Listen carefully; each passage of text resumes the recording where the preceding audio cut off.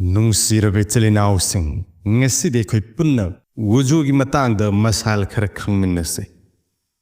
Hangbada Ikaiba Masail Animaktagi Chaothokpana pot Punna Maktagi Wuju kai. Kudamoina pesa mazi wadi mani tin sauza tarakpa amasung nungsit khaiba chingba potlam sing asi Chaothokpada yamdrabasu yamlabasu wuju kai. Ani subada kanagumba amana pesap Chaothokpagi akiba leiba maramdagi mahake pesap ki makhunda lasing haple karigumba lasing haptrabadi pesap Chaothokpakadori.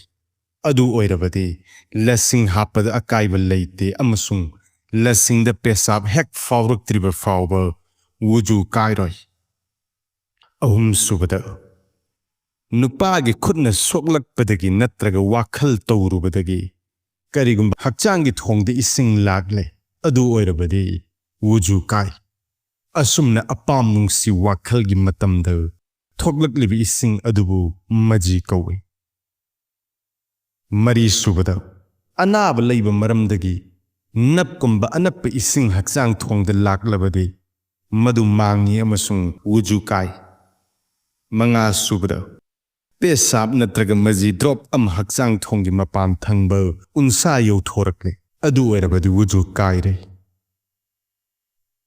Taruk subada nupagi athi famna nupigi hakchang thongda pina chingba amata marak khanba leitana soklurabadi wuju kai. Mong asumna nupi anina makhoigi hakchang thongsing paksinna halabasu wuju kai amasung masigunane. Haijakhriba mong ani Asida karigumba khara Chaothokplabasu Chaothoktrabasu hukum amatane.